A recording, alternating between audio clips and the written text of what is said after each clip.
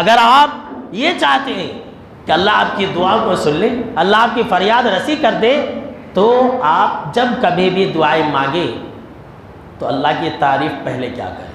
اور اللہ کی تعریف کے بعد جناب محمد عربی صلی اللہ تعالیٰ علیہ وسلم کے اوپر درود پڑھا کریں۔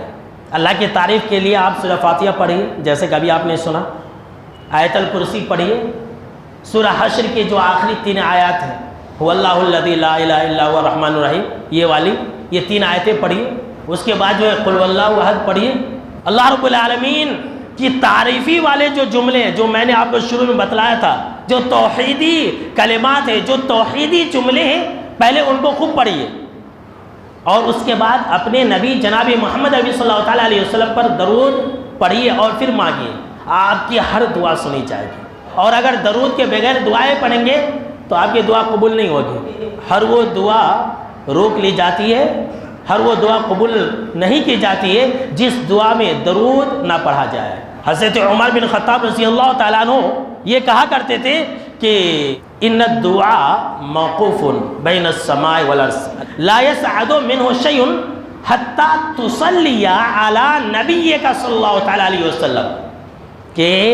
ہر وہ دعا آسمان اور زمین کے بیچ میں لٹکی ہوئی رہ جاتی ہے جس دعا کے اندر جناب محمد عربی صلی اللہ تعالیٰ علیہ وسلم کے اوپر درود نہ پڑھا جائے گا۔ اگر آپ یہ چاہتے ہیں کہ آپ کی دعائیں قبول کی جائے تو اللہ کی تعریف، پھر اپنے نبی جناب محمد عربی صلی اللہ تعالیٰ علیہ وسلم پر درود، اور پھر دعا، جو مانگنا ہے مانگیے، سب آپ کو عطا کر دیا جائے گا۔ سنیے حدیث، حضرت فضالہ بن عبید رضی اللہ تعالیٰ عنہ اور راوی حدیث سے کہتے ہیں کہ ہم آپ صلی اللہ تعالیٰ علیہ وسلم کے ساتھ مسجد میں تشریف فرما تھے کہ ایک انسان آیا، نماز پڑھا، اور نماز پڑھنے کے بعد دعا کرنے لگا، ڈائریکٹ یہ کہنے لگا کہ اللہم اغفر لی اللہم ارحمنی، جیسے کہ ہم اور آپ کرتے ہیں، ڈائریکٹ دعا، اے اللہ مجھے یہ دے، اے اللہ مجھے یہ دے۔ تو آپ صلی اللہ تعالیٰ علیہ وسلم نے اس نمازی انسان سے کہا کہ اے نمازی صاحب، آپ نے بہت جلدی کی کہ آپ نے دعائیں کرنے سے پہلے نہ ہی اللہ کی تعریف کی اور نہ ہی اپنے نبی صلی اللہ تعالیٰ علیہ وسلم پر درود بھیجا۔ پھر آپ صلی اللہ تعالیٰ علیہ وسلم نے ان سے کہا آئندہ سے اگر آپ کو کبھی بھی دعا کرنی ہے تو پہلے آپ اللہ کی تعریف بیان کیجئے، اس کے بعد اپنے نبی صلی اللہ تعالیٰ علیہ وسلم پر درود بھیجئے، اور پھر جو مانگنا ہے مانگیے۔ حضرت فضالہ بن عبید رضی اللہ تعالیٰ عنہ کہتے ہیں